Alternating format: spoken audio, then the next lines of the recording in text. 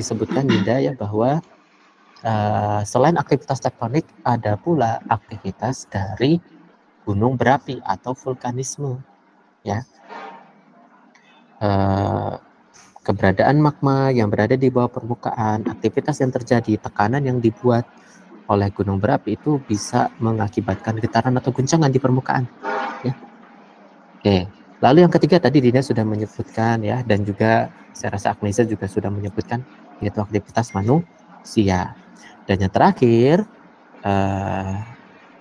ada gempa bumi yang disebabkan karena kolaps, runtuh ya. Runtuhnya bisa disebabkan karena runtuhnya tebing atau runtuhnya bangunan atau apapun itu ya. Intinya terkait dengan runtuhan suatu material yang berat ya. Oke. Nah sekarang kita akan masuk ke pertemuan kedua, yaitu klasifikasi gempa bumi.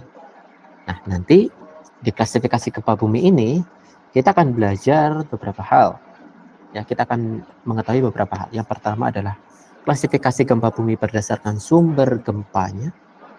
Lalu yang kedua adalah berdasarkan magnitudonya atau kekuatan gempa itu sendiri. Yang ketiga adalah berdasarkan waktu kejadiannya. Lalu yang keempat ada kedalamannya, dan yang terakhir adalah jarak epicenternya. Nah, itu semua kita akan ulas di pertemuan kali ini. Oke. Ya, kita mulai dari sumber gempa. Saya rasa kalian sudah tahu ya, karena ini kita ulas di pertemuan pertama. Jadi sumber-sumber gempa itu ada sumber-sumber gempa yang berasal dari aktivitas tektonik, vulkanik, ledakan ya, dan juga karena runtuhan ya, kolaps, runtuhan. Nah, namun yang perlu saya tekankan ya ke kalian, kenapa kita klasifikasikan ini? Karena ternyata rekaman getaran tanah atau rekaman guncangan akibat gempa karakteristiknya bisa berbeda-beda dari tipe-tipe atau tipe sumber-sumber gempa ini. Saya kasih contoh satu saja ya pembedanya. Coba kita lihat di slide ini. Oke, kalian bisa lihat ya, ini adalah rekaman guncangan ya, rekaman guncangan tanah akibat gempa bumi. Yang atas itu dari aktivitas ledakan, explosion nuklir ya, aktivitas nuklir. Lalu yang di bawahnya ya, itu adalah aktivitas gempa bumi akibat tektonik. Oke. Sekarang saya ingin bertanya ya ke kalian, kira-kira perbedaan yang menonjol itu di bagian mananya dari kedua rekaman ini? Ya. Ada yang ingin berpendapat? Silahkan. Oke, M. Latif Zulmi, silahkan M. Latif. Menurut saya itu dari kalau yang dari awal tingginya apa ya Pak, kayak tingginya energi atau apa gitu Pak. Nah kalau itu yang saya lihat itu yang langsung yang di awal Pak. Sedangkan kalau yang di earthquake itu atau gempa bumi itu di esnya Pak, di gelombang esnya Pak. Oke, sip, bagus ya Latif ya. Jadi kalau kita lihat di sini ada guncangan akibat ledakan nuklir di bagian atas, ternyata getaran yang tiba pertama kali di alat rekaman ya memiliki amplitudo, di sini amplitudo ya, atau simpangan getaran yang tinggi. Di sini ternyata sangat tinggi di awal rekaman dari gelombang nuklir ya. Adapun untuk yang gempa bumi ternyata getaran yang tiba pertama kali ternyata tidak memiliki amplitudo yang terlalu tinggi ternyata. Dan yang tinggi ternyata ada di bagian tengahnya, tidak di bagian awalnya. Nah, itu yang kita coba pahami dari rekaman getaran akibat gempa bumi ya. Akan kita coba pahami bagaimana karakteristik getaran yang kita rekam.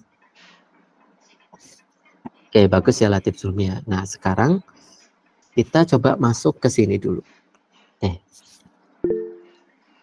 Oke, Fadiah silakan. Kenapa?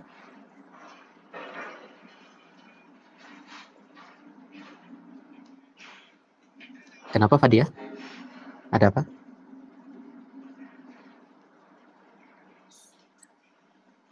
Oke, kita lanjutkan ya. Jadi ternyata dari masing-masing sumber-sumber gempa ini memiliki karakteristik rekaman yang berbeda-beda. Ya. Oke. Sekarang kita coba masuk ke rekaman gempa ya yang berasal dari tektonik. Kalau gempa yang berasal dari tektonik, guncangannya itu mirip-mirip sebenarnya, mirip-mirip yang direkam oleh seismometer ya. Seismometer adalah alat perekam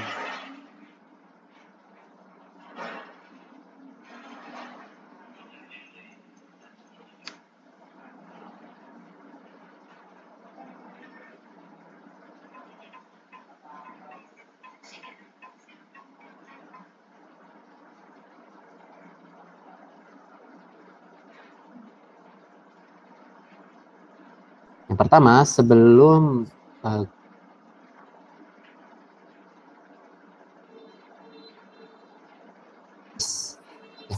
background noise. Jadi background noise itu ada getaran-getaran biasa yang kecil, sangat kecil gitu ya, terus menerus ya. Tapi itu bukan berasal dari gempa, tapi karena adanya aktivitas di sekitarnya ya. Ini background noise. Nanti setelah gempa terjadi, lalu gempa tersebut menjalarkan gelombang dan gelombang tersebut sampai di alat perekam gempa atau kita sebut sebagai seismometer ya. Nah, alat perekam ini akan mendeteksi pertama kali gelombang P. Akan mendeteksi pertama kali gelombang P. Ya. Lalu setelah itu gelombang S, lalu setelah itu gelombang permukaan. Nah, sekarang saya tanya ke kalian. Kalian sudah ngambil sistem bumi? Sudah, Pak. Sudah ya? Sudah. Okay. Sudah dikenalkan terkait gelombang P dan gelombang S, dan saya rasa itu DG-DG juga ya, juga dikenali ya. Sudah ya? Sudah, Pak. Oke, sekarang saya tanya, mana yang lebih cepat, gelombang P atau gelombang S? Gelombang mana yang lebih cepat? Sudah dijelaskan belum? Gelombang mana? Gelombang P, Pak. Oke. Gelombang P. Gelombang P ya, Sultan Fahri ya. Oke. Siti Hotnaria sekarang. Tadi present ya Siti Hotnaria ya. Halo, Siti. Iya Pak, menurut saya yang lebih cepat itu gelombang P ketimbang gelombang S, Pak. Oke. Oleh karena itu, Siti Hotnaria, saya lanjutkan ya. Siti Hotnaria, bisa nggak gelombang S tiba lebih dulu dibandingkan dengan gelombang P? Bisa tidak? Izin menjawab ya Pak. Menurut saya gelombang S ini bisa tiba lebih dahulu itu karena gelombang ini merupakan gelombang yang kedua tiba setelah gelombang primer, dan gelombang ini bergerak melalui material padat sebagian besar interior bumi dengan gerakan gesek. Itu menurut saya Pak. Oke ya, Hotnaria ya. Kita keep jawabannya. Sekarang saya coba tanya ke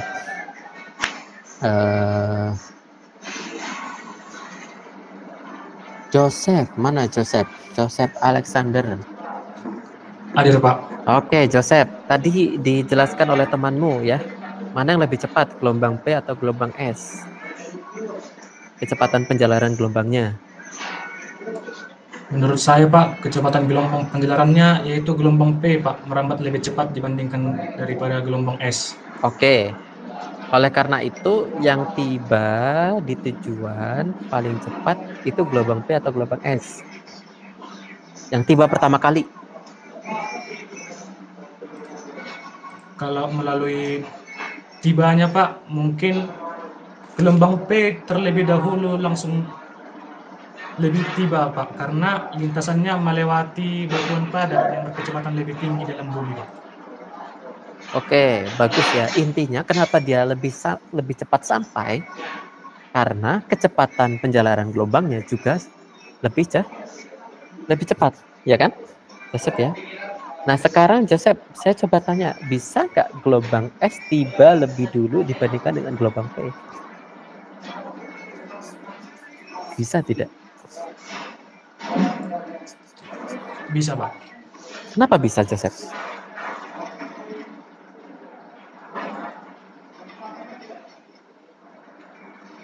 Kenapa bisa? Coba jelaskan saja menurut pendapatnya Joseph.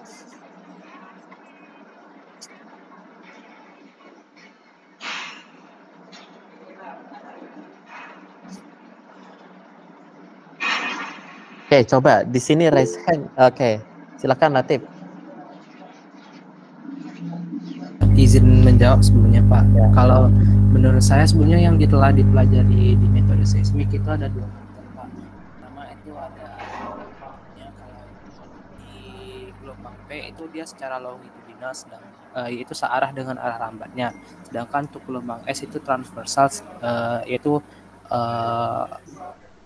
motion dari partikelnya itu tegak lurus terhadap arah rambatnya Pak. Sehingga kalau P itu di modul elastisitas sendiri itu dia ada mengalami perubahan volume seketika atau sesaat. Nah, sehingga itu hanya terjadi pada gelombang bersifat longitudinal, sehingga menurut saya gelombang S itu tidak bisa lebih dahulu ketimbang gelombang P, Pak. Oke, Hanif ada tambahan? Hanif Rido? Baik Pak, izin menambahkan tanggapan dari saya. Untuk gelombang P itu gelombang yang bergerak langsung dari sumber getaran menuju alat perekam, jadi tidak melalui permukaan terlebih dahulu. Nah, sedangkan gelombang permukaan itu bergerak dari sumber getaran naik ke atas kemudian menjalar di atas permukaan, sehingga datangnya akan lebih lambat dibandingkan gelombang P, Pak, seperti itu. Oke, bagus ya Latif Zulmi sama Hanif Rido ya. Saya akan rangkum ya semua penjelasan dari rekan-rekan semua. Tadi ada Siti, ada Sultan, ada Joseph ya, dan yang lainnya. Saya akan coba klarifikasi juga bahwa gelombang S tidak akan sampai terlebih dahulu dibandingkan gelombang P. Atau dalam kata lain, gelombang P pasti akan tiba terlebih dahulu dibandingkan gelombang S. Tidak mungkin kebalikannya. Ya, gelombang P akan tiba terlebih dahulu dibandingkan gelombang S. Baru setelah itu, ya, tiba gelombang permukaan. Urutannya akan selalu seperti ini. Ya, mau kalian lihat dari rekaman seismometer gempa A, gempa B, gempa C, gempa D, dan seterusnya, akan ada pola seperti ini. Gelombang P akan tiba terlebih dahulu, baru setelah itu gelombang S, baru setelah itu gelombang permukaan. Di sini kita lihat ya fluktuasi ya, fluktuasi yang kalian lihat di slide merupakan besarnya simpangan getaran ya. Misal ada seismometer ditaruh di atas meja ya. Kalian coba berimajinasi lah. Jadi seismometer adalah alat perekam, ditaruh di atas meja. Mejanya kita goyangkan secara horizontal, maka pergerakan secara horizontal itu yang direkam sebagai simpangan pada gambar ini. Ya, simpangan pada garis-garis yang ada. Ya, jadi kalau kalian lihat di sini ya,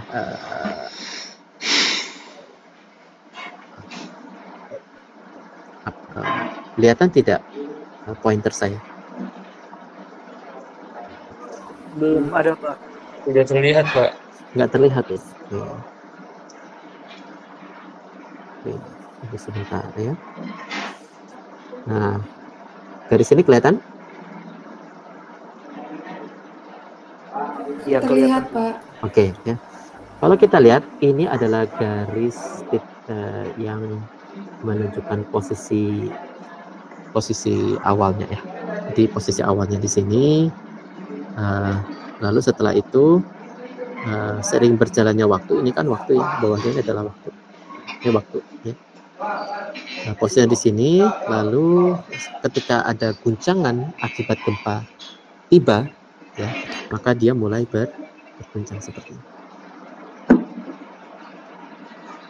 Ya, seperti itu ya.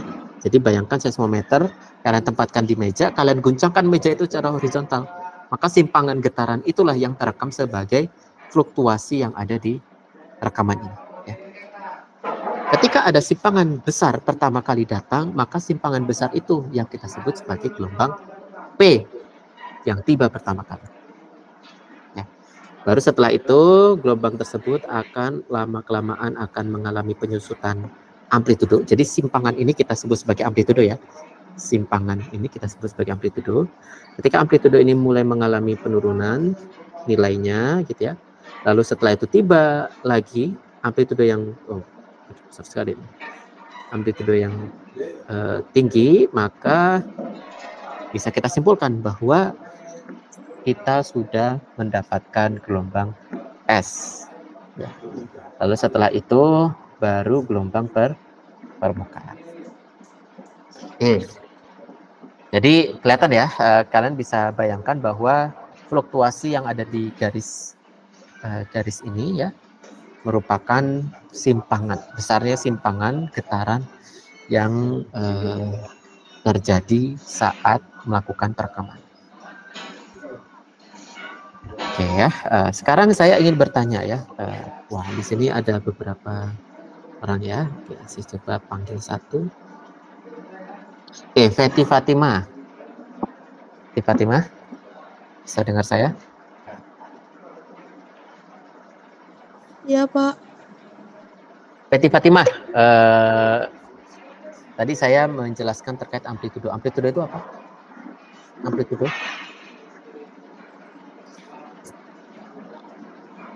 Atau fluktuasi yang ada di gambar ini menunjukkan apa? Amplitudo itu ukuran jarak maksimum suatu gelombang, Pak. Ukuran jarak maksimum suatu gelombang. Nggak usah dari tempat-tempat lain, Feti Fatimah ya. Sekarang Feti Fatimah lihat gambar ini, fluktuasi yang terjadi pada gambar ini mewakili apa, Feti? Sebentar ya, Pak, soalnya slide-nya di saya nggak kelihatan, Pak. Nggak kelihatan? Yang lain kelihatan tidak? Terlihat, Pak. Kelihatan, Pak. Kelihatan ya. Oke. Ya sudah, Feti, panggil satu teman. Siapa? Terserah. Willy, Pak. Willy, oke, Willy. Willy, bisa mendengar suara saya, Willy? Halo, cek. Willy? Iya, Pak. Bisa, Pak. Oke, Willy. Slide-nya terlihat? Terlihat, Pak. Oke, ada garis yang berfluktuasi kan, Willy ya? Iya, Pak. Oke, fluktuasi itu mewakili apa, Willy?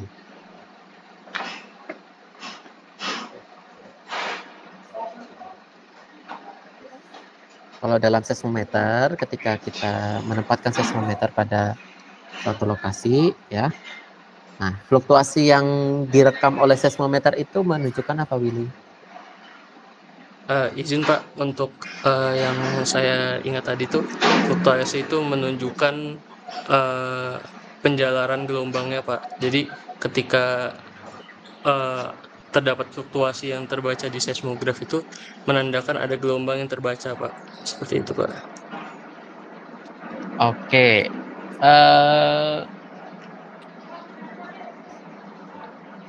Oke, bagus ya Willy ya.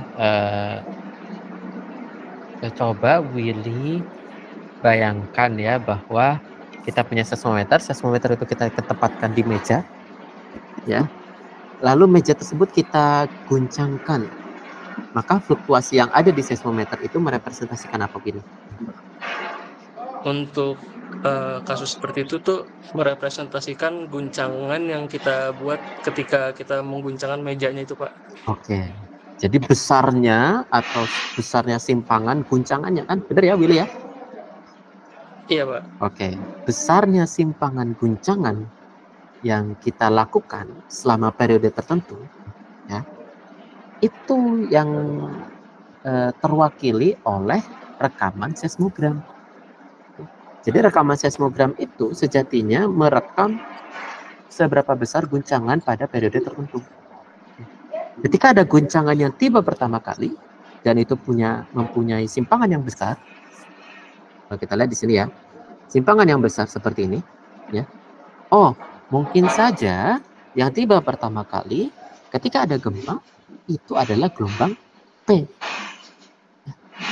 Lalu ketika ada simpangan yang besar lagi,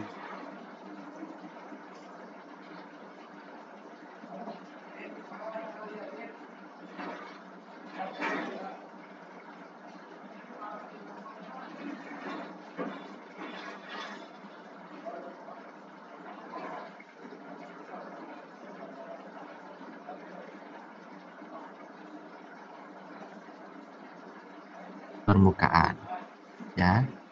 Jadi besarnya guncangan, ya, besarnya fluktuasi yang ada di gambar ini memperlihatkan besarnya guncangan, ya. Guncangan apa? Guncangan akibat gelombang yang disebabkan karena gempa. Oke. Paham semua? Bisa dipahami semua yang ada di sini? Paham ya? Kalau paham saya coba tanya, Guevara. Halo? Iya, Pak. Oke, Guevara. Sekarang Guevara lihat ya. Di sini ada simpangan-simpangan getaran yang terlihat pada rekaman. Dan kalau kita lihat, kita sudah klasifikasi nih. Ada guncangan akibat gelombang P, ada guncangan akibat gelombang S, dan ada guncangan akibat gelombang permukaan. Nah, sekarang saya ingin bertanya, Guevara, simpangan mana yang paling besar? Gelombang P, gelombang S, atau gelombang permukaan? Khusus pada gambar ini.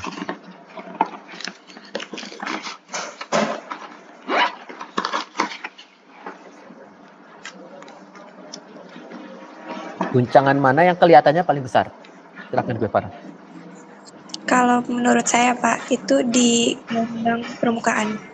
Oke, bagus ya. Kalau kita lihat ternyata guncangan paling besar ya itu ada di gelombang permukaan. Nah, inilah yang cukup penting sebenarnya perlu kita pahami ya, bahwa gelombang yang paling merusak itu sebenarnya bukan gelombang P maupun gelombang S, tapi gelombang permukaan yang paling merusak. Tapi gini, gelombang permukaan itu tidak tiba pertama kali ternyata.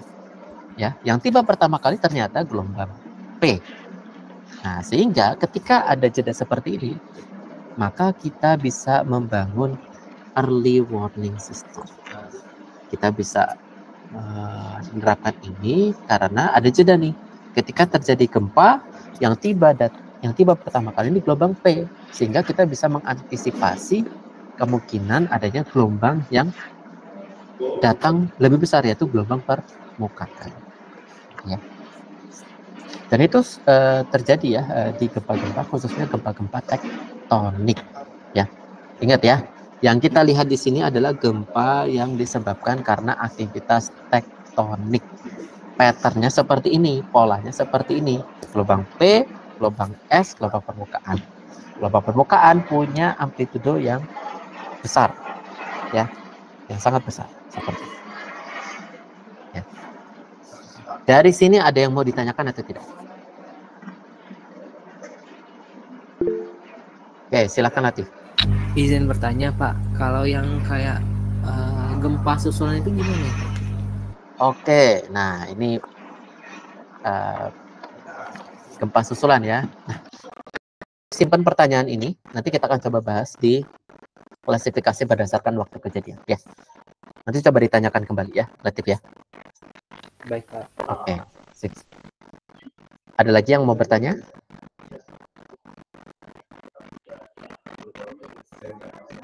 Tidak ada? Oke, kalau tidak ada, kita lanjut ya. Nah, kalau kita lihat ini adalah pattern atau pola yang kita bisa lihat di rekaman seismogram khusus gempa tektonik. Ya, khusus gempa akibat tektonik. Kalau gempa-gempa yang lain gimana? Gempa-gempa yang berasal dari vulkanisme ya atau explosion itu gimana kelihatannya gitu ya. Nah, untuk gempa-gempa yang disebabkan oleh aktivitas vulkanisme atau gunung berapi ternyata banyak variasi. Sangat banyak variasi ya. Di sini ada beberapa, kita tidak bahas lebih dalam gitu ya. Dan saya rasa ini ada bagiannya tersendiri gitu ya di mata kuliah yang lain, mungkin di vulkanologi maupun di geofisika gunung api ya, mudah-mudahan. Tapi yang saya perlu tekankan, kalau kalian interest sekali gitu ya terkait gempa terkait vulkanologi ya, atau seismovulkanologi gitu ya, biasanya yang kalian hadapi itu rekaman-rekaman yang seperti ini, bukan rekaman-rekaman tektonik ya. Nah, di sini kita bisa lihat ya bahwa ada tipe rekaman yang vulkanotektonik, yang artinya ada loh gempa-gempa tektonik, tapi ini karena trigger dari aktivitas gunung berapi ya. Jadi ketika ada rekahan-rekahan yang berada di sekitaran gunung berapi, lalu dia merilis gempa-gempa gitu ya, gempa-gempanya itu di-trigger oleh gunung berapi, maka polanya mirip sekali dengan gempa dari tektonik pada umumnya ya. Ada gelombang P, ada gelombang S, dan ada gelombang permukaan. Kalau ada ya, kalau ada gelombang permukaannya. Yang paling kelihatan itu gelombang P maupun gelombang S ya. Nah, ada juga yang eksplosif ya. Nah, polanya seperti ini ya. Lalu ada hybrid. Nah, hybrid ini kombinasi antara gelombang dengan frekuensi tinggi maupun frekuensi rendah ya.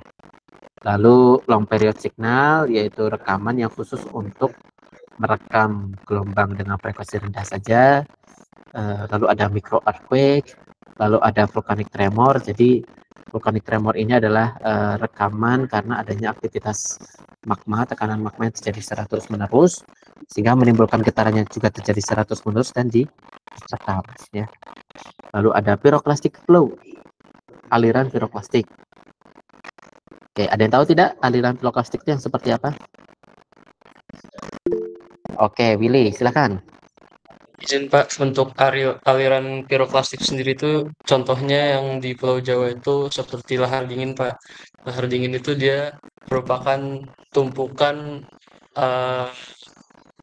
material piroklastik atau material vulkanik yang terbawa oleh air karena sebelumnya terjadi penumpukan dan diguyur oleh hujan. Kemudian hujan tersebut akan membawa material-material tersebut sehingga banjir yang ditimbulkan itu memiliki densitas yang tinggi dan bersifat perusak, Pak. Seperti itu, Pak. Bagus ya, Willy ya.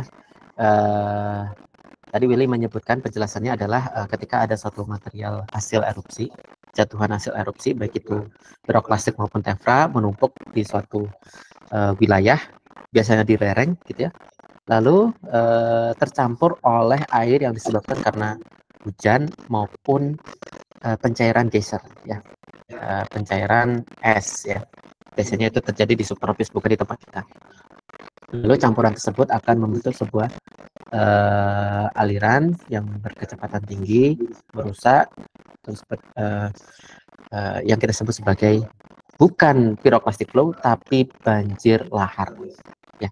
Jadi Willy, penjelasan Willy itu masuk ke kategori banjir lahar.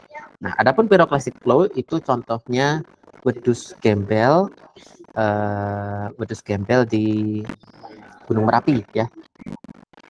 Jadi ada hasil erupsi, itu hasil erupsi yang punya densitas yang tinggi, jadi nggak ke atas, nggak membumbung ke atas, membentuk tephra, jatuhan tephra gitu, bukan. Tapi dia mengalir di sepanjang lereng. Nah, piroklastik itu yang kita sebut sebagai aliran piroklastik. Oke, nah karakteristik yang terlihat di rekaman seismogram itu seperti apa? Seperti ini. Punya frekuensi yang sangat tinggi kelihatannya ya. Seperti itu. Yang atas ini adalah piroklastik flow, yang bawah ini adalah lahar.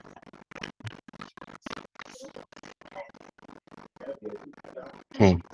Nah, ini adalah tipe-tipe seismogram yang bisa kita lihat akibat aktivitas vulkanis ya. Dan saya rasa aktivitas vulkanis ini kita tidak akan bahas lebih detail di seismologi, mata kuliah seismologi ya.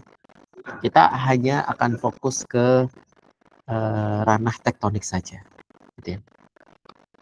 Oke, untuk pengenalan aja sebenarnya. Nah, adapun untuk explosion, nah bentuknya itu seperti ini. Jadi karena explosion itu dominannya adalah gelombang P yang paling tinggi amplitudenya, maka yang akan terekam juga seperti ini.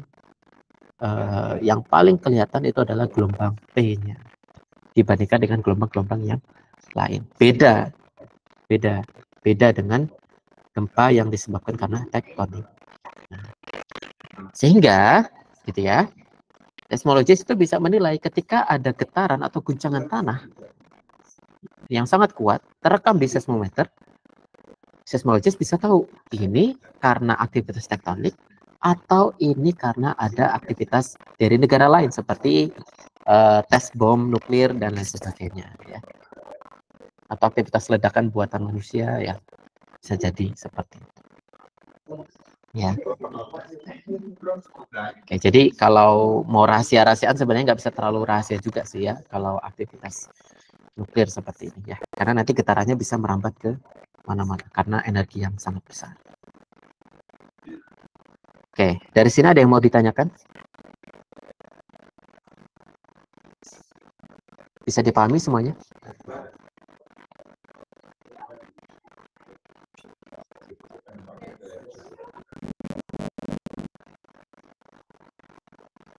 Tidak bisa dipahami? Cukup jelas, Pak. Oke, cukup jelas. Pak. Cukup, Pak. Oke, sekarang kita lanjut ke klasifikasi berikutnya. Oke, di klasifikasi berikutnya yaitu berdasarkan magnitudo, itu kita bagi dua kelompok. Yang pertama berdasarkan kelas, yang kedua berdasarkan skala. Ya, jadi kelas ini ada kelas minor, tidak berdampak, lalu light, gempa-gempa ringan, moderate, gempa sedang, strong, gempa kuat, major, gempa yang berdampak, dan great, itu gempa-gempa besar. Dan kalau kita lihat ya, di sini kenapa dimulai dari 3? Karena untuk gempa-gempa di bawah 3 itu biasanya nggak kerasa sama sekali. Nggak kerasa sama sekali gempa-gempa di bawah 3. Namun tetap bisa terekam di seismograf. Ya. Oke, di sini kita bisa lihat dari 3 sampai 3,9 tidak berdampak, seterusnya sampai gempa besar di atas 8. Oke.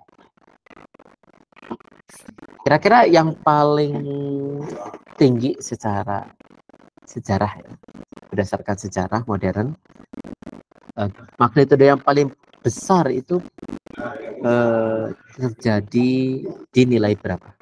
Di angka berapa?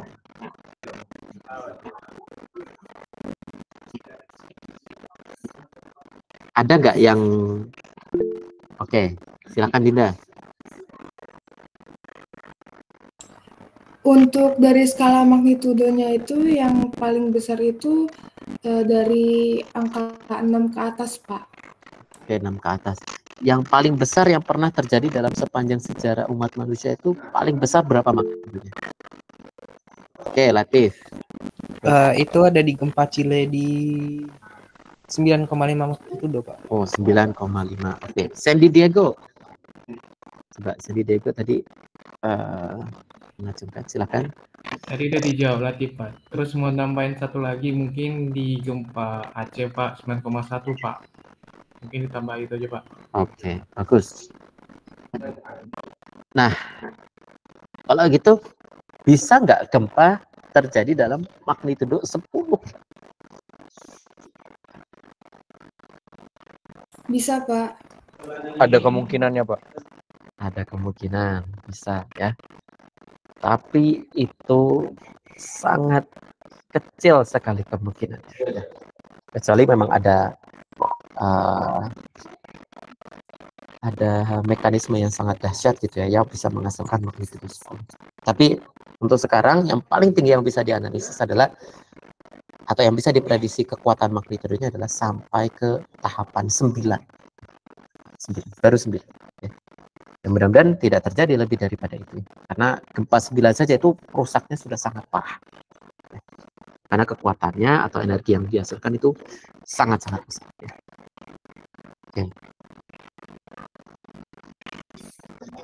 Nah, itu berdasarkan kelasnya ya. Adapun berdasarkan skalanya, maksudnya adalah skala frekuensi terjadi ya pada setiap magnitudo. Kalau kita lihat di sini, ternyata untuk gempa-gempa kecil terjadi setiap tahunnya itu 900 ribuan. Ya. Jadi estimasi kejadian atau frekuensi kejadian gempanya per tahunnya ternyata untuk gempa-gempa kecil itu sangat-sangat sering terjadi. Bahkan saat kita beraktivitas seperti ini, melakukan proses belajar mengajar, mungkin saja terjadi nih gempa kecil skala 2, skala 1 dan lain sebagainya ya. Dan itu sangat frekuent terjadi, sangat sering terjadi. Oke. Nah, adapun untuk gempa di atas 2,5, misalkan 2,55 sampai 5,4 itu mulai reduce ya, mulai terkurangi angkanya menjadi 30 ribuan. Lalu gempa 5,5 sampai 6.500 per tahun, dan terus begitu sampai gempa 7 sampai 7,9 mungkin 20 kejadian gempa dalam setahun. Dan untuk gempa 8 bahkan lebih, itu kemungkinan terjadinya bisa 5 atau 10 tahun sekali ya. Jadi bukan beberapa kali dalam setahun ya. Sekali terjadi itu bisa berpuluh-puluh tahun. Oke. Dan itu trennya sebenarnya, itu tren kejadian gempa ya. Dari magnitudo kecil sampai magnitudo besar. Magnitudo kecil paling banyak terjadinya gempa, sedangkan magnitudo besar itu jarang sekali terjadi. Ya. Memang trennya seperti itu. Oke. Nah, sekarang saya coba bertanya nih, ya, coba ke Hadi Sabilil Haq. Mana Hadi? Hadir ya, Hadi. Oke. Kira-kira Hadi punya pendapat gak kenapa untuk magnitudo kecil itu sering sekali terjadi, sedangkan magnitudo besar itu jarang sekali terjadi?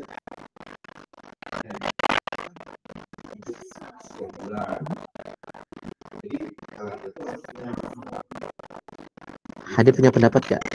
Dari faktor apa sih magnitudo besar itu jarang sekali terjadi, tapi magnitudo kecil itu sering sekali terjadi?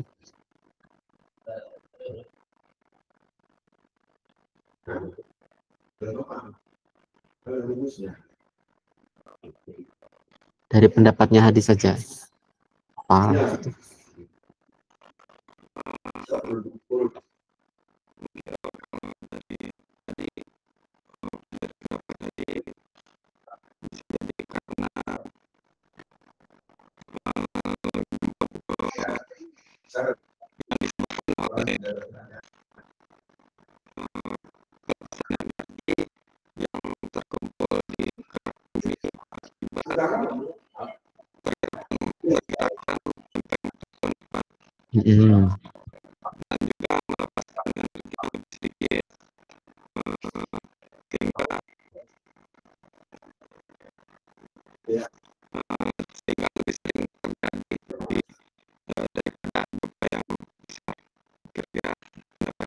Oke, bagus. Tadi ada kata kuncinya yaitu energi yang terkumpulkan. Bagus ya dia. Yang lain ada yang bisa menyempurnakan? Silakan. Hasan.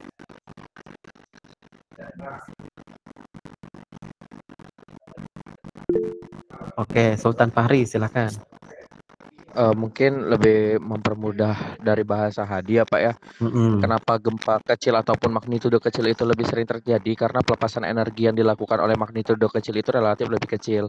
Dimana kalau dalam pelepasan energi juga kan dibutuhkan usaha. Jadi usaha yang dilakukan oleh magnitudo lebih kecil itu lebih sedikit, jadi lebih sering terjadi. Sedangkan gempa dengan magnitudo yang lebih besar itu terjadi karena membutuhkan usaha yang jauh lebih besar ataupun pemicu yang lebih besar. Makanya energi yang dilepaskan itu jauh lebih besar, yang lebih besar itu sangat jarang, seperti itu Bapak. Oke, bagus ya Sultan Fahri ya. Nah, penjelasan dari Hadi dan Sultan Fahri betul ya. Ketika gempa terjadi dalam magnitudo yang besar, maka energi yang dirilis juga akan sangat besar. Nah, energi tersebut itu tidak ada begitu saja, pasti dikumpulkan terlebih dahulu. Ya.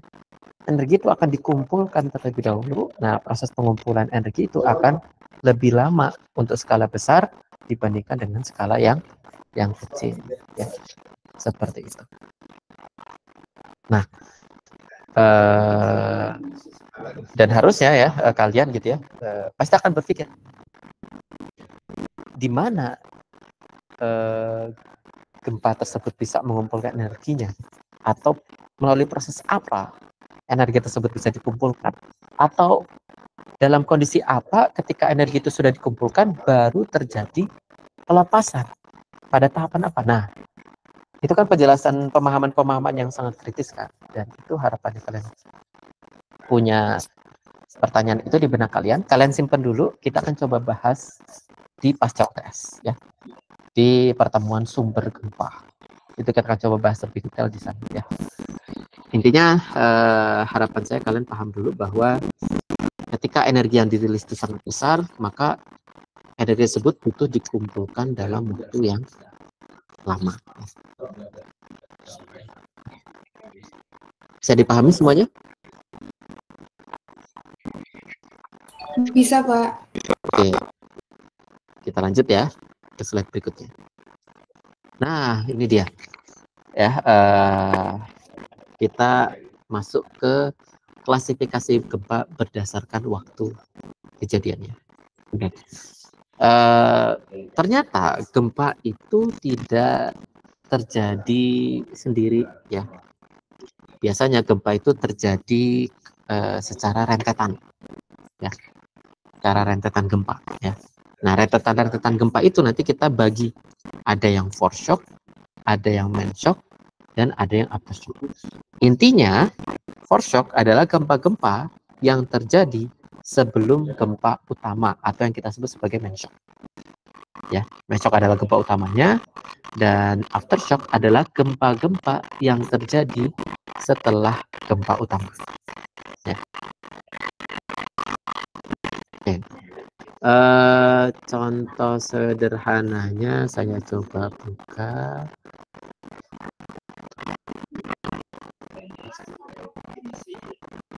Ya, kelihatan ya. Nah, di sini kalian bisa lihat ya bahwa pada saat gempa terjadi, ternyata gempa tersebut memiliki rentetan ya. Nah, rentetan yang terjadi sebelum gempa utama itu disebut sebagai gempa foreshock ya. Yang kalian bisa lihat itu yang berwarna biru ya. Lalu yang berwarna merah itu adalah gempa utama, cuma satu ya. Adapun gempa setelah gempa utama itu kita sebut sebagai gempa aftershock. Oke. Itu ciri-ciri pertamanya ya. Ciri-ciri pertama. Adapun ciri-ciri berikutnya adalah gempa mainshock itu akan selalu lebih tinggi magnitudonya.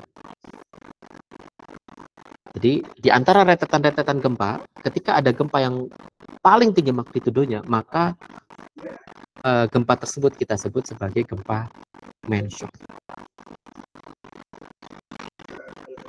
Jelas semuanya? Bisa dipahami? Bisa, Pak. Bisa, Pak. Oke, kalau bisa saya coba tanya Andreas Purba. Andreas Purba. Iya, Pak. Oke, Andreas Purba. Misal nih ada contoh. Ada contoh rentetan gempa dari tanggal 1 sampai tanggal 30. Ya. Ternyata di tanggal 7 ada gempa yang sangat tinggi magnitudonya. Ya, yang paling tinggi magnitudonya.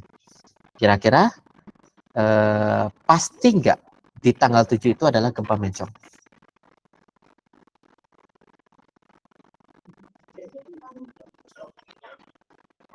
Kalau dari besar gempa ya Pak, bisa dikatakan pasti dikarenakan itu gempa yang paling besar magnitudonya Pak, gitu. Oke, bagus ya, Andreas Purba ya. Jadi gempa di tanggal 1 sampai tanggal 6 adalah gempa foreshock, terus gempa di tanggal, ini sederhananya saja, gempa di tanggal 8 sampai tanggal 30 adalah gempa aftershocknya. Oke, bagus ya Andreas Purba. Sekarang saya tanya ke Erianti Sihombing. Mana Erianti? Erianti? Hadir Pak. Hadir ya. Oke, sekarang konteksnya beda. Ketika ada rentetan gempa dari tanggal 1 sampai tanggal 30, ya. Lalu di antara rentetan tersebut ternyata ada magnitudo yang paling tinggi tetapi di tanggal 1. Kira-kira apakah betul gempa yang di tanggal 1 itu merupakan gempa mencong? Kalau menurut saya tidak Pak. Kenapa tidak, Erianti? Karena itu awal mulanya Pak. Ya Pak. Oke, Erianti ya. Oke, bagus, kita keep dulu ya. Sekarang kita masuk ke slide ini. Oke. Nah, kalau kita lihat nih di poin yang kedua ya. Di poin yang kedua bahwa tidak semua mencong punya foreshock. Yang artinya apa, Rianti? Gempa di tanggal 1 pasti mencong bukan? Bisa jadi Pak. Oke, bukan bisa jadi lagi. Pasti itu adalah gempa mencong karena magnitudonya paling tinggi ya. Jadi gitu ya. Dari rentetan gempa tidak semua gempa utama punya foreshock. Ada contoh-contoh yang punya foreshock seperti Tohoku Jepang, itu punya foreshocknya, tapi ada gempa-gempa lain yang tidak punya foreshock. Tiba-tiba langsung aja gempa utama, paling tinggi magnitudonya. Lalu setelah itu terjadi gempa-gempa susulan, ya, atau aftershock. Makanya ya, biasanya BMKG itu punya peringatan setelah terjadi gempa. Hati-hati, ada gempa susulan. Karena apa? Karena gempa itu sebenarnya nggak hanya berdiri sendiri, tapi dia punya rentetan gempa, rentetan kejadian. Ya. Seperti itu. Oke ya, itu ya pemahamannya ya, penjelasannya ya. Coba kita langsung ke mencong. Mencong itu adalah gempa paling besar di rentetan tersebut, di sequence-nya. Oke. Lalu untuk aftershock, ya kalian bisa lihat ya penjelasannya bahwa di poin pertama adalah gempa-gempa yang terjadi setelah gempa utama, itu pasti ya. Lalu di poin kedua lebih kecil dibandingkan dengan mencong, harus ya. Magnitudo yang paling tinggi itu jadi mencong, sedangkan gempa-gempa yang terjadi setelah mencong dan punya magnitudo yang lebih rendah itu adalah aftershock. Yang ketiga, nah ini yang cukup penting juga ya, bahwa rentetan gempa susulan itu nggak hanya dalam hitungan hari saja. Bisa jadi dalam hitungan minggu, hitungan bulan, bahkan hitungan tahun. Contohnya, gempa Aceh tahun 2004, rentetan gempa susulannya itu nggak hanya sehari 2 hari, berbulan-bulan, bahkan bertahun-tahun. Ya, itu gempa Aceh saat itu 2004. Nah, adapun di poin keempatnya, ya, ini suatu hal yang sangat penting. Jadi ketika semakin besar mencongnya, maka bisa jadi aftershock yang dihasilkan juga memiliki gempa yang cukup besar. Walau misal nih, gempa mencongnya 9, bisa jadi gempa aftershocknya itu di kisaran 7, 6, ya, bisa jadi gitu. Ya, dan itu 7, 6 gempa dengan magnitudo 7, 6 itu ya juga besar sebenarnya, gitu. Juga punya berdampak minimalnya. Dan semakin lama mereka terjadi, ya. Jadi semakin besar main shock-nya, semakin lama kejadian gempa susulannya, seperti itu. Ya. Oke, dari sini ada yang mau ditanyakan tidak? Untuk Latif Zulmi, kira-kira pertanyaan sebelumnya sudah terjawab belum? Sudah Pak. Mungkin ada pertanyaan lagi. Oke, silakan. Itu tadi kan Bapak bilang kalau misalkan itu yang di aftershock yang keempat Pak. Nah, itu kalau misalkan main shocknya itu makin gede, besok aftershocknya juga ikut gede. Tapi ada kemungkinan nggak Pak, kalau misalkan main shocknya itu 9, nah aftershocknya itu 4, itu sama juga kayak misalkan main shocknya itu 6, habis itu aftershocknya juga 4. Yang aftershocknya itu jadi sama gitu Pak, nggak selalu lebih gede gitu Pak karena main shocknya. Apakah ada kemungkinan? Oke, pertanyaan bagus ya Latif Zulmi ya. Jadi kalau kita bicara gempa susulan itu kan pastinya adalah gempa yang terjadi karena masih adanya sisa energi yang ada di daerah tektonik tersebut ya, bisa patahan, megatrust dan lain sebagainya. Nah, tergantung ya. Biasanya kira-kira 97% itu ada di main shock, tapi 3%-nya itu biasanya ada di gempa-gempa susulannya atau force gitu. Ya. Dan bisa jadi ya seperti apa yang dikatakan oleh Latif, bisa jadi sama-sama punya gempa main shock, tapi yang 19, yang 17 misal gempa aftershocknya itu di kisaran 4, 5 dan lain sebagainya. Itu bisa jadi. Jadi bisa jadi seperti itu, tapi kemungkinan ini kan pernyataan umum ya, pernyataan umum. Jadi kemungkinan untuk menghasilkan gempa besar juga ketika gempa utamanya sangat besar itu bisa terjadi. Gitu lah. Baik Pak, paham Pak. Oke. Ya, silakan Hanif. Baik Pak, izin bertanya. Tadi di penyampaian yang Bapak sampaikan itu gempa main shock itu adalah gempa yang paling besar frekuensinya. Nah,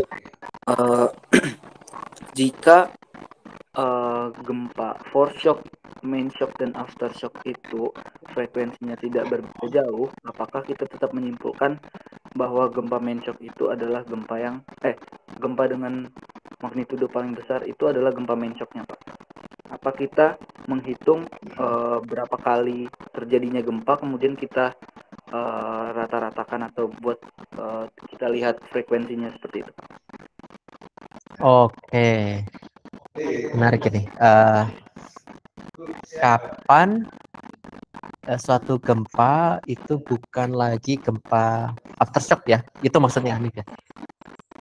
Jadi iya Pak, kurang lebih seperti itu Pak. Jadi misalkan gempa foreshock, main shock dan aftershocknya itu magnitudonya hampir sama, dan itu kapan gempa itu disebut sebagai aftershock dan kapan disebut main shocknya Pak? Oke, ketika hampir sama. Nah, sebenarnya ada satu klasifikasi lagi nih, Hanif ya, yang kita sebut sebagai gempa swarm. Ya, ini coba kita skip dulu.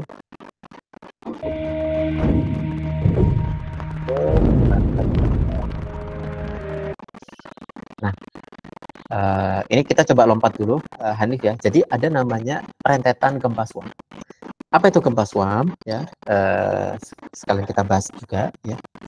Gempa swarm merupakan gempa-gempa yang sama seperti ada rentetan juga, tapi tidak punya main shock yang teridentifikasi. Yang artinya gempanya itu mirip-mirip loh sebenarnya. Magnitudonya itu mirip-mirip saja. Tidak ada yang satu signifikan besarnya seperti itu. Ya. Nah, gempa swarm ini sama seperti rentetan gempa main shock, foreshock, aftershock ya. dia bisa dalam hitungan hari, minggu, bahkan bisa dalam waktu berbulan-bulan. Ya. Nah, tapi yang membedakan gini, yang membedakan itu gempa suam itu biasanya terjadi ya di aktivitas geotermal atau di daerah vulkanis atau di daerah patahan, tapi patahannya itu creeping sistemnya. Tahu creeping nggak? Seperti retak-retak gitu, Pak.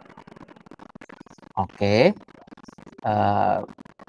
Tahu tipe longsoran, tapi longsorannya itu creeping. Longsoran tapi creeping. Yang artinya dia tuh terjadi longsoran tapi perlahan-lahan. Bergeraknya tanah itu perlahan-lahan. Ada pergerakan tanah yang ke bawah tapi dia perlahan-lahan karena dia lokasinya itu lokasinya itu landai. Jadi pergerakan tanah itu enggak terus enggak signifikan langsung bruk gitu ya. Enggak.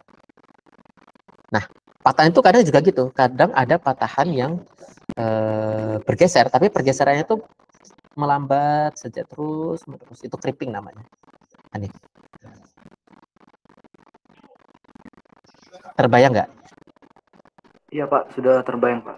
Bayang ya. Jadi ada pergeseran yang bertahap terus melambat gitu ya. Nah, itu biasanya berasosiasi pada gempa suam. Gitu ya. Nah, ini kita langsung masuk ke materi saja ya. Yang lain juga memperhatikan ya. Jadi ada loh rentetan-rentetan gempa yang tidak teridentifikasi main shock-nya karena magnitudenya itu mirip-mirip gitu di semua rentetan gempa ini. Nah, itu kita sebut sebagai gempa suam. Jelas, Hanif? Jelas, Pak. Oke. Nah, sekarang kalian coba lihat ya salah satu video. Video ini menjelaskan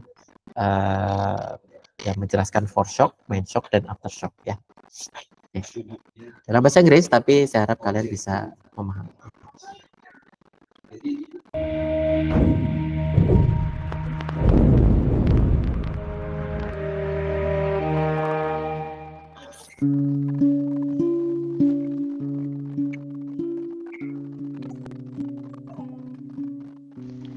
Major and great earthquakes are usually followed by hundreds or even thousands of smaller earthquakes, called aftershocks, that occur along and adjacent to the fault displaced during the large earthquake.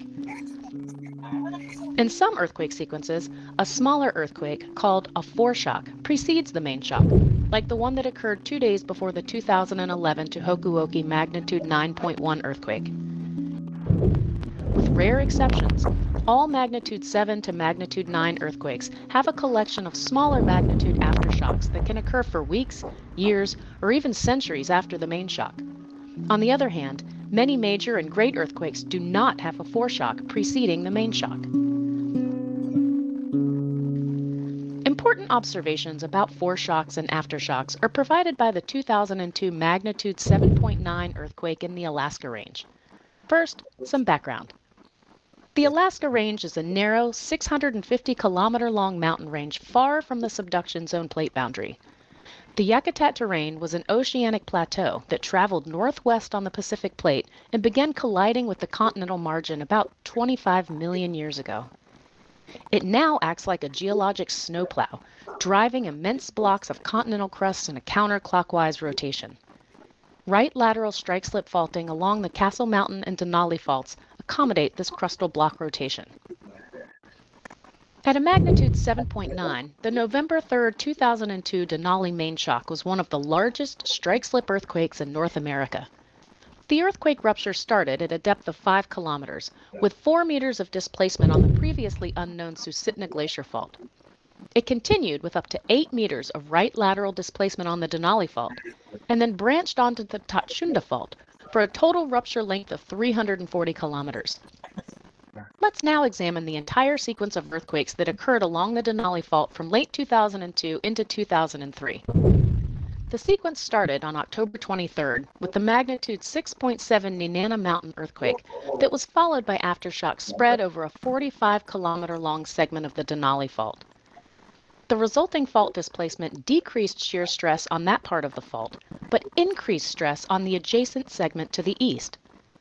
On November 3rd, the magnitude 7.9 main shock occurred, with the epicenter located 22 kilometers east of the magnitude 6.7 epicenter.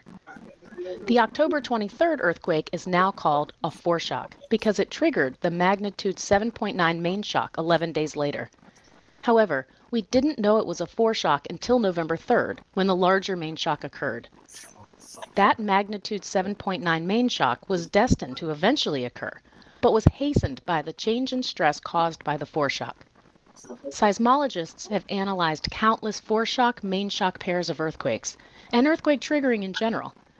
Unfortunately for earthquake prediction, there are no special characteristics of an earthquake that let us know it is a foreshock of a larger main shock that is yet to come.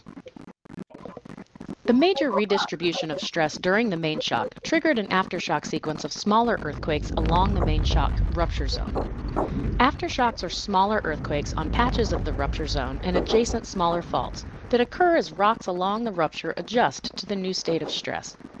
760 aftershocks of magnitude 3 or larger occurred during the 30 days following the November 3rd main shock. The entire earthquake sequence reduced a large amount of shear stress that had built on the Denali Fault over the preceding decades and centuries. 14 aftershocks had magnitudes greater than 5, and the largest occurred 10 minutes after the main shock, with a magnitude of 5.6. In general, larger aftershocks are concentrated in the hours to days following the main shock. Remember, the magnitude scale is logarithmic, and elastic energy released by an earthquake increases by a factor of 33 with every unit increase in magnitude. So, at a magnitude 5.6, the largest aftershock released less than 1/1000th of the energy released by the magnitude 7.9 main shock. On this graph, we can see that the rate of aftershock dies off with time after the main shock.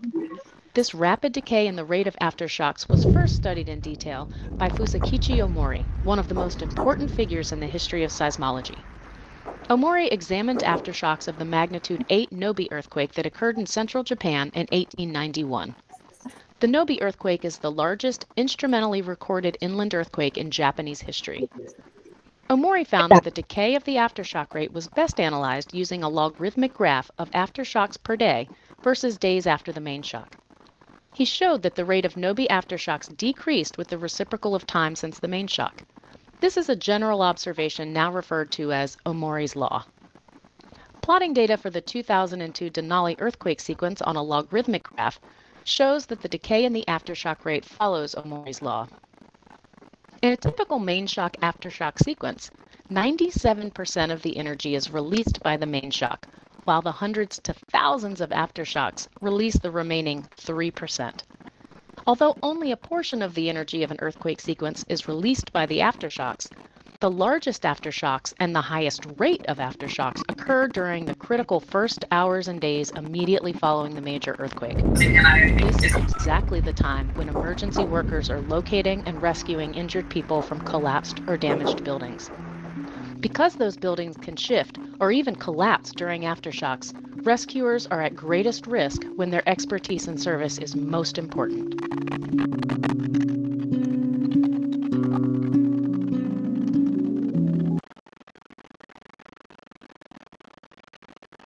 Oke ya, saya coba tanya ya ke Trista Rizkia. Trista Rizkia. Halo. Iya Pak. Halo. Oke, Trista Rizkia. Kira-kira dari video ini apa yang Trista dapatkan?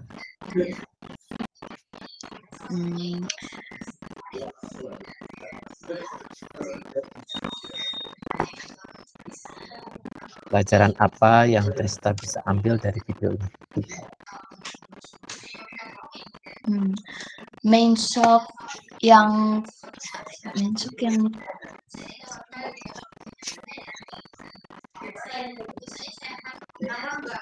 saya gak bisa merangkai kata-katanya, susah. Mana ya? Oke, pelan-pelan aja, santai. Ya, silakan.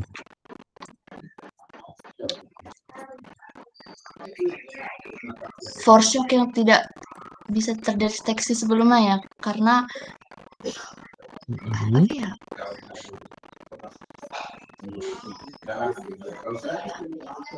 Karena apa? Force shock yang tidak bisa mendeteksi main shock karena ada apa ya, stres apa itu tadi?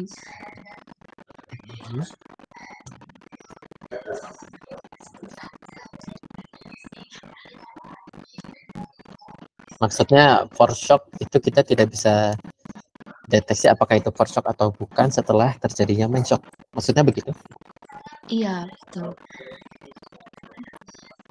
Oke, ya bagus ya Trista ya. Jadi salah satu pelajaran yang bisa kita ambil dari video ini, yang pertama adalah kita tuh nggak tahu apakah gempa itu force shock atau bukan setelah kita merasakan sendiri gempa main shocknya di hari-hari berikutnya. Contohnya, tadi kan kita kasih ilustrasi dari tanggal 1 sampai tanggal 10. Ternyata tanggal 1 terjadi gempa besar. Ya. Gempanya magnitudenya 7. Dan itu diikuti oleh gempa-gempa yang lebih kecil.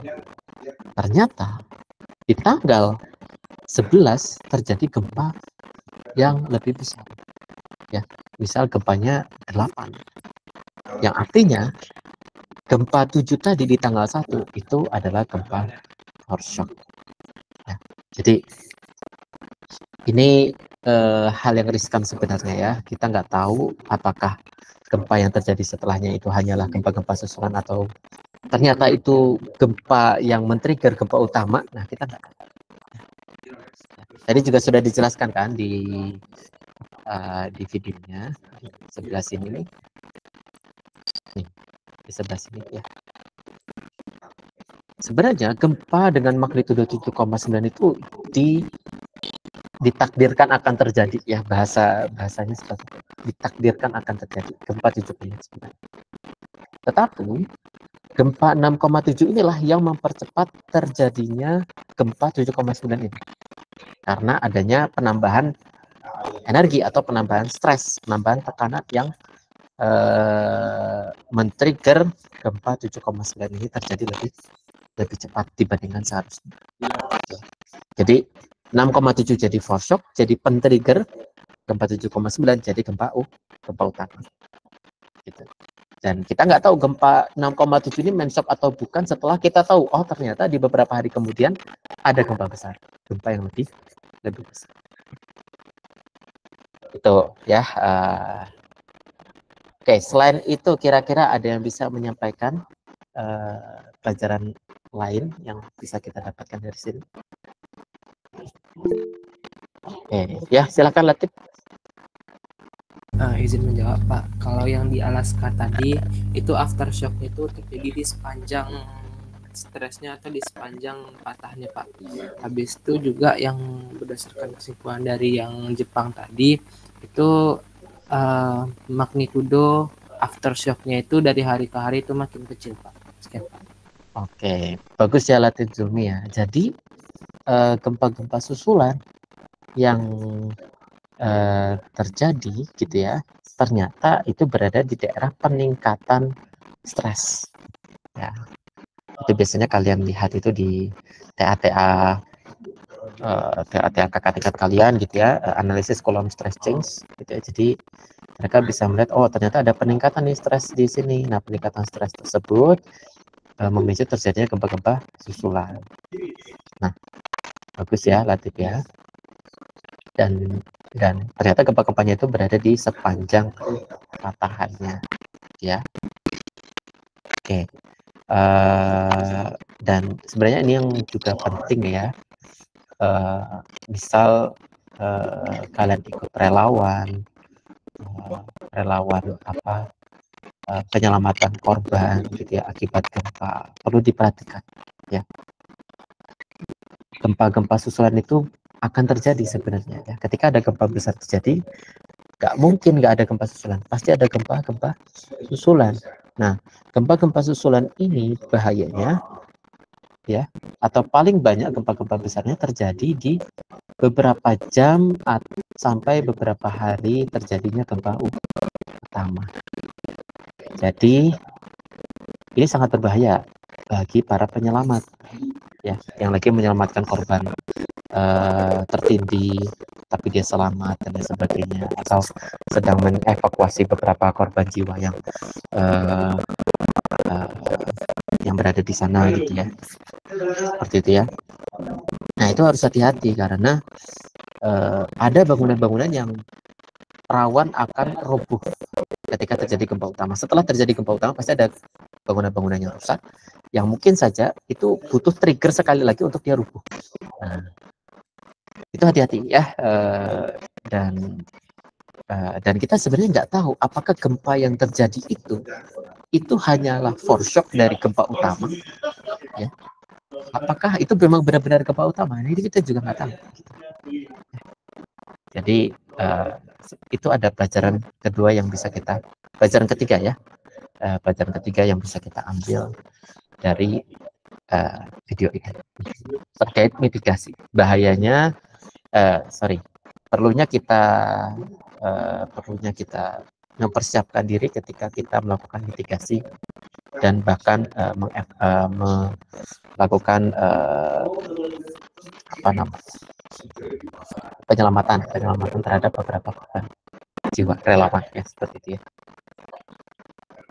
Oke, kita lanjut ke klasifikasi berikutnya. Ini juga sudah kita bahas. Nah, sekarang kita lanjut ke klasifikasi gempa berdasarkan kedalaman. Ya. Adapun klasifikasi gempa berdasarkan kedalaman itu ada 3, ada gempa dangkal, gempa menengah, dan ada gempa dalam. Shallow earthquake gempa dangkal, intermediate gempa menengah, deep earthquake gempa dalam. Ya. Oke. Sebenarnya ada beberapa perbedaan di beberapa literatur, ada yang mengatakan 0 sampai 60, 0 sampai 70, 0 sampai 50 atau 66. Saya lupa ya. Tapi di sekitaran itulah gempa-gempa dangkal ya. Jadi kira-kira dari 0 sampai 70 km. Ya. Lalu dari 70 sampai 300 km itu gempa menengah, dan di atas atau di bawah ya, lebih dalam dari 300 km itu adalah gempa dalam. Nah, namun untuk menyederhanakan gitu ya, terkadang ada orang yang membagi 2 saja. Ada gempa dangkal dan ada gempa dalam, dangkal sama dalam. Itu gempa dalam ini biasanya diaplikasikan pada gempa-gempa lebih dari 70 km. Nah, kenapa ada pembagian seperti ini gitu ya? Pembagian seperti ini itu didasarkan pada fenomena yang terjadi di zona subduksi sebenarnya. Oke. Gempa-gempa dalam itu sebenarnya nggak terjadi di zona-zona divergen gitu. Oh ya, zona-zona divergen itu apa ya? Di daerah pemekaran samudra atau di zona transform gitu ya. Di daerah patahan-patahan yang kalian sering jumpai gitu ya. Tidak pernah itu terjadi gempa-gempa dalam kecuali satu lokasi, di zona subduksi. Ya, di zona subduksi itu ada lempeng litosfer yang menujam sampai dalam. Ya, Fatan, kenapa? Ada apa, Fatan? Maaf, kepencet, Pak. Oh, kepencet. Oke, sip. Saya lanjutkan ya. Gempa-gempa dalam itu hanya terjadi di zona subduksi ya, tidak ada itu di zona divergen, di zona transform itu nggak ada tuh gempa-gempa dalam ya. Jadi gempa-gempa dalam itu biasanya berasosiasi dengan zona subduksi. Karena apa? Karena ada sebagian lempeng litosfer yang masuk ke dalam mantel, menujam masuk ke dalam mantel sampai beberapa puluh kilometer hingga beberapa ratus kilometer seperti itu. Daerah-daerah itu yang biasanya men-trigger gempa-gempa bumi dalam. Jadi ada polanya sebenarnya. Ketika kalian petakan tuh pola seismisitas di bawah permukaan, nanti ada pola nih, pola gempa-gempa dalam yang memperlihatkan sebuah tren kemiringan. Ya, kalian bisa lihat tren kemiringan itu maksudnya ini nih, tren kemiringan ini. Nah, tren kemiringan ini menunjukkan ya bentuk slabnya sebenarnya, gitu aja. Ya. Adapun gempa-gempa dangkal itu ya gempa-gempa patahan, gempa yang terjadi di transform, terus zona divergen gitu ya, dan lain sebagainya. Tapi untuk zona subduksi itu biasanya terjadi di daerah megatrust. Apa itu daerah megatrust? Daerah megatrust adalah area kontak ya dua lempeng yang bertabrakan ya, di daerah konvergen ya. Ketika ada dua lempeng yang bertabrakan seperti ini ya, maka area ini kita sebut sebagai area megatrust.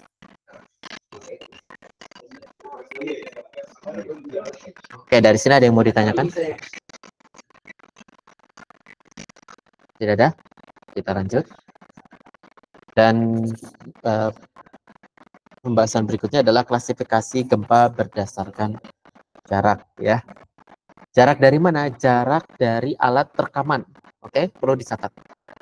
Jaraknya bagaimana? Ini adalah jarak dari alat rekaman atau yang kita sebut sebagai seismometer ya.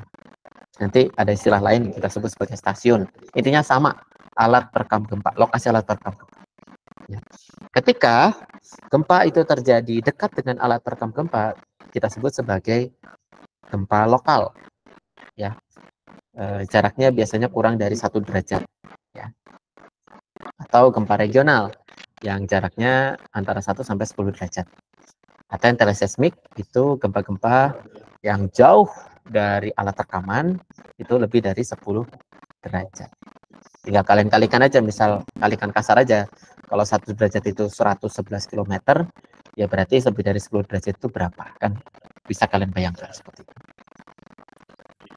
Oke, itu ya klasifikasi berdasarkan jarak. Jadi kalian bisa lihat ya bahwa semakin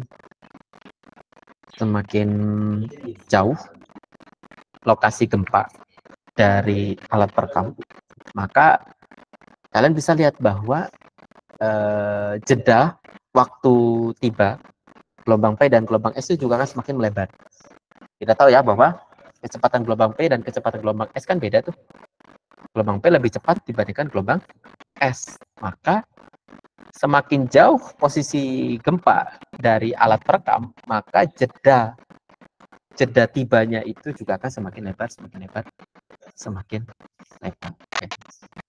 Nah, ini akan kalian coba otak-atik ini di pertemuan-pertemuan berikutnya ya, atau di praktikum. Oke. Kira-kira gitu materinya. Ada yang mau ditanyakan tidak?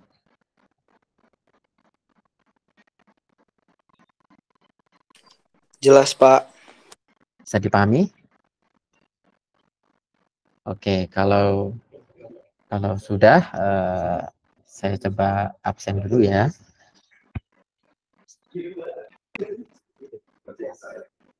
Oke, Dima Adelia. Hadir, Pak. Oke, terus Anggita Miftahul, Ahmad Rizky, Andrew, Tata Dwi. Tata hadir, Pak. Astria. Hadir. Andrew hadir, Pak. Andrew hadir. Oke. Astria. Astria hadir, Pak. Anjarila. Hadir, Pak. Oke, Kevin Halomuan. Hadir, Pak. Rosi. Hadir, Pak. Latif. Latif hadir, Pak. Galuh, Kansa.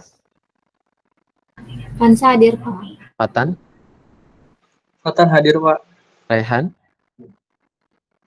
Salsabil.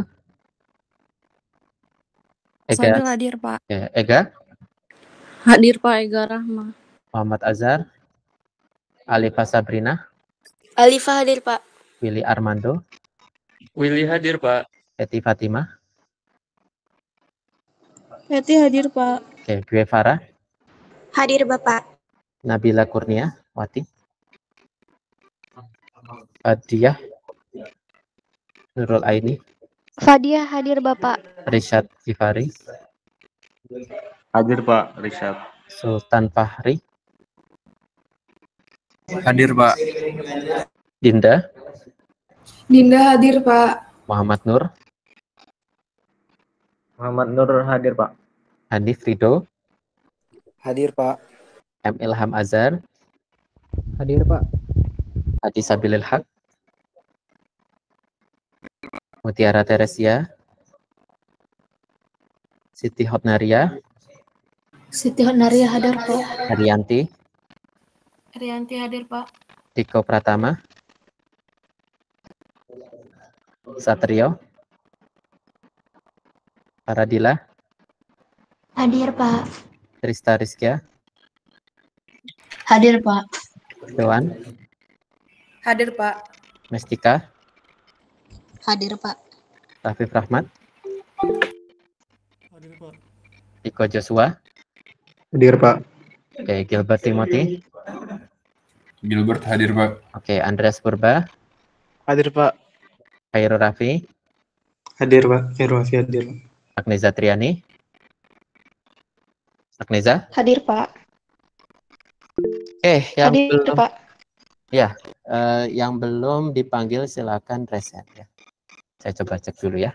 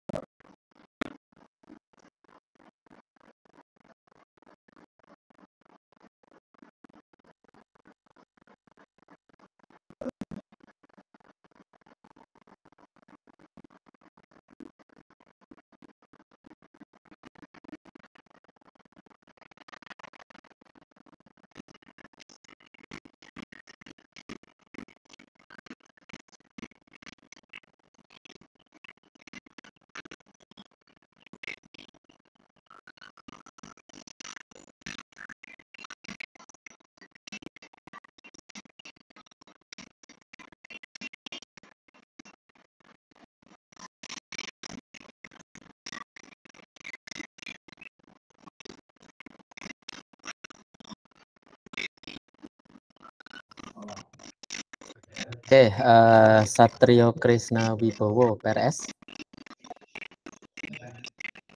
Enggak Pak, enggak PRS Pak. Tadi mic-nya ini Pak error Pak. waktu dipanggil. Satrio. Oke, Satrio, lalu Lusari. Lusari, Luhayu ini Pak, PRS. Oke, Lusari. NIM-nya berapa? Luhayu Puspitasari Pak namanya. Oh, Luhayu Puspitasari. Iya. Luhayu Puspitasari. Oke, NIM-nya berapa? 122 120 146. Oke, di bawahnya Joseph. Iya, Pak. Joseph Alexander. Kayaknya PRS, Pak. Oh, PRS. Iya, Pak. Joseph Alexander. Putar-putar ya? Gini ya? Joseph Alexander P. Putar-putar, Pak. Oh, ada P-nya. Iya, Pak. Ini. Iya, Pak. Oke, NIM-nya berapa? 122 120 114, Pak. 114. Oke. Lanjut ke Chris. Chris? Iya, Pak. PRS bukan? PRS, Pak. Chris, nama lengkapnya? Nama lengkapnya Grace Sande Sitohang, Pak. Sande Sitohang. Seperti ini tulisannya? Iya, betul, Pak. Tuh, NIM-nya berapa? 122 120 082, Pak. 082 ya? Iya, Pak. Oke, lanjut Sandy Diego. Sandy? Iya Pak, kemarin PRS Pak. Oh, PRS juga Sandy. Iya Pak. Sandy Diego. Sudah ini saja namanya? Terus ditambahin Pak M.P Lubis Pak. M.P Lubis seperti ini. Iya Pak, tapi di akhiran sebelum L itu I titiknya itu dihapus Pak, cuma M.P aja Pak. Titik yang setelah P dihapus. Iya Pak. Ini seperti iya, ini. Pak. Oke. Dan NIM-nya berapa? NIM-nya 071 Pak. 071. Oke. Makasih Pak. Ya, sama-sama. Samuel Willy. PRS juga Samuel? Iya Pak. Nama lengkapnya ini saja? Iya Pak. Oke, NIM-nya berapa?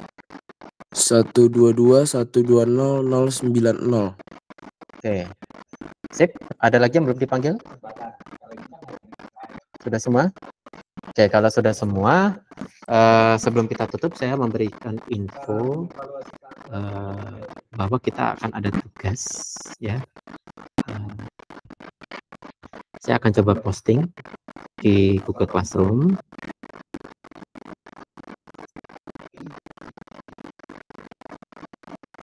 Oke ya, sudah semua ya, terlihat ya. Oke, sudah. Ini ya, di pertemuan kedua, di tugas pertemuan kedua, di sini kalian ya membuat rangkuman informasi kejadian salah satu gempa yang pernah terjadi di Indonesia ya. Nanti kalian rangkum satu kejadian gempa tersebut, kalian masukkan beberapa informasi penting, parameternya, terus implikasi korban dan lain sebagainya dalam satu halaman saja ya. Saya tidak meminta banyak-banyak, satu halaman saja dalam bentuk PDF. Namun ya, di sini ada daftar gempa ya. Karena setiap kejadian gempa yang dikerjakan masing-masing mahasiswa itu tidak boleh sama. Oleh karena itu, kalian coba klik di daftar gempanya gitu ya. Nah, di sini ada informasi ya, berupa nama, NIM, kelas, lokasi gempanya di mana, sama tanggal kejadiannya kalian isi. Ya, kalian isi tanggal kejadiannya. Ya.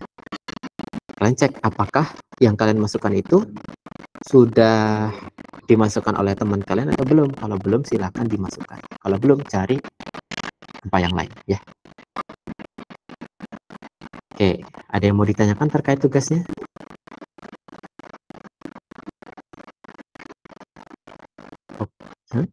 Dinda? Mau bertanya, Dinda? Maaf Pak, tidak Pak, tidak jadi Pak. Oke, nggak jadi. Andrew, silakan. Saya tidak bertanya tentang terkait tugasnya Pak, maaf ya Pak sebelumnya. Saya ingin mengkonfirmasi Pak, sebelumnya saya bersama Muhammad Rizky Fauzan Pak, ini masih sambil melaksanakan kegiatan magang Pak KP Pak di ESDM Pak. Ingin konfirmasi itu saja sih Pak. Sampai tahun berapa? Untuk dari diskusi dengan pembimbing kaminya Pak sampai tanggal 19, tapi katanya kemungkinan besar untuk pemantapan laporan KP kami Bapaknya bakalan menambahkan waktu beberapa hari katanya Pak. Oke. Ini Pak juga Pak, kebetulan Muhammad Rizky Fauzannya tidak bisa masuk karena sedang di ruang diskusi dengan pembimbing Pak. Ya sudah, kalau begitu silahkan kirimkan surat keterangan KP-nya sekaligus waktu berakhirnya KP ke email saya, ya Andrew ya. Oh ya, ke email Bapak ya? Ke email, bukan ke WA, ke email. Ya. Baik Pak. Ya. Bisa lampirkan langsung Pak. Ya. Oke, gitu saja Andrew ya. Iya Pak, terima kasih. Ya, Patan, gimana Patan? Pak, ini kan tugasnya nyari lokasi gempa kan Pak. Nanti terus di deskripsi gempanya ya, kejadian gempanya itu dideskripsikan. Ya. Oh baik Pak. Nanti dibuat rangkumannya dalam bentuk PDF. PDF-nya itu nanti yang disubmit ke laporan, ke assignment Google Classroom ya. Daftar gempa ini hanya untuk memudahkan kalian ya untuk cek apakah informasi gempa yang kalian pakai sudah ada di teman kalian atau belum. Kalau belum silahkan dipakai, kalau sudah ya silahkan cari yang lain gitu ya Pak ya. Baik Pak, terima kasih. Ya sama-sama. Dinda, bagaimana Dinda? Izin bertanya Pak, untuk kira-kira rangkumannya itu dibuat per poin atau dibuat per paragraf Pak? Itu sekreatifnya kalian saja. Yang saya minta 1 halaman ya. Informasinya berupa parameter dan lain sebagainya. Intinya ada parameter di situ. Ada parameter kejadian gempa ya. Parameter apa saja itu kalian bisa cek di slide pertemuan 1 itu ada ya, beberapa informasi terkait gempa. Ya, itu kalian deskripsikan. Terus kalau ada impact atau dampaknya, atau misalkan terjadi tsunami ataukah banyak menghasilkan korban jiwa, terus impact ke masyarakatnya gimana, itu silahkan kalian tambahkan sendiri ya, Dinda ya. Baik Pak, terima kasih Pak. Ya sama-sama. Hanif Ridho gimana Hanif? Izin bertanya Pak, untuk lokasi gempanya hanya gempa yang terjadi di Indonesia atau boleh di luar Indonesia Pak? Boleh di manapun. Oke, baik Pak. Ya. Oke, ada yang mau bertanya lagi sebelum kita tutup? Tidak ada? Oh iya. Oke, deadline-nya berarti ini untuk minggu depan ya Pak ya? 1 pekan. Oke, Pak. Sebelum masuk sudah kalian submit. Tidak, kenapa? Pak, izin bertanya lagi Pak. Tadi kan Bapak bilangnya itu di semua tempat ya Pak. Tapi di bagian GCR-nya itu Bapak inputnya informasinya. Oh ya, sorry. Di Indonesia saja Hanif ya, di Indonesia saja Hanif. Oke, baik Pak. Oke. Sip. Mohon maaf ya, saya klarifikasi. Itu Dinda. Andrew? Tadi ini untuk yang kami melampirkan surat kegiatan KP kami Pak, ini kami lampirkan ke email Bapak yang mana ya Pak? yuda.setiawan@tg.itara.cc.id. Oh, yang email ini. Oke, baik Pak. Siapa? Willy, silahkan. Izin Pak, untuk pemilihan lokasi gempa sendiri Pak, bagaimana jika menjelaskan tentang lokasi yang sama tetapi untuk waktu kejadiannya yang berbeda Pak? Boleh. Apakah diperbolehkan Pak? Boleh.